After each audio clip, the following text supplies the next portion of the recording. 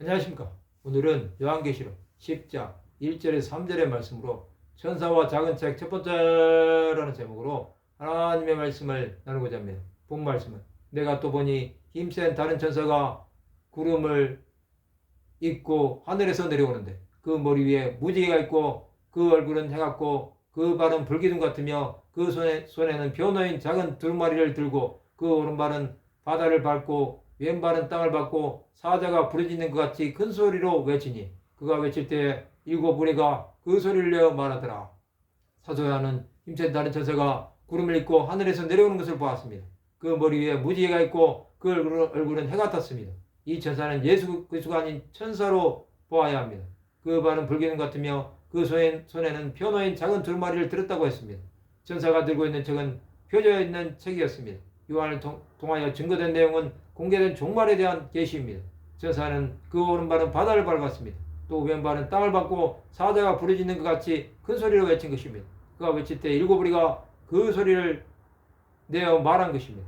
종말 예언은 말세에 큰 소리를 외쳐야 할 경고입니다. 그가 외칠 때 일곱 무리가 그 소리를 내어 말한 것입니다. 이것은 그 소리가 더 크게 퍼져나가기 원한 것입니다.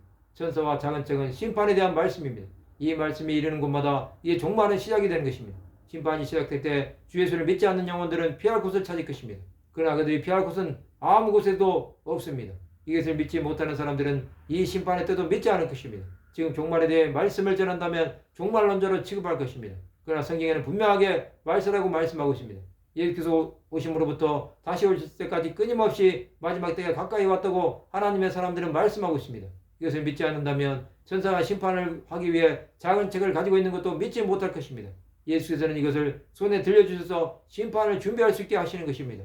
하나님은 심판을 위해 준비된 영혼들의 회개할 기회를 주실 것입니다. 그러나 그 시간은 길지 않을 것입니다. 우리가 그 시간 동안 해야 할 일은 하나님의 심판을 전하는 사명자의 삶을 살아야 합니다. 이것이 없이는 우리는 하나님 앞에 갈 수 없다는 사실을 기억해야 합니다. 우리가 잘못 알고 있는 것은 아무것도 하지 않으면서 하나님께서 우리를 구원해 주시기를 바라는 것입니다. 이런 일은 세상에 없습니다. 하나님 나라를 위해 살아야 함에도 시간을 낭비하고 산다면 하나님 앞에 설 때 얼마나 부끄럽겠습니까? 주어진 시간이 많다고 착각하지 마시기 바랍니다. 우리는 언제 하나님의 부르심을 받을지 알 수 없습니다. 그날과 그 시간은 하늘의 천사도 모르고 아들도 모르고 오직 아버지만 아시는 것입니다. 그 시간이 임박할수록 우리의 믿음은 더욱 견고해져야 합니다. 그래야만 하나님의 구원하심에 참여하는 백성들이 될 수 있는 것입니다. 말씀을 마치고자 합니다. 종말의 때를 준비하여 심판의 경고 나팔 소리를 들을 줄 아는 하나님의 백성들이 되시기를 주님의 이름으로 축원합니다.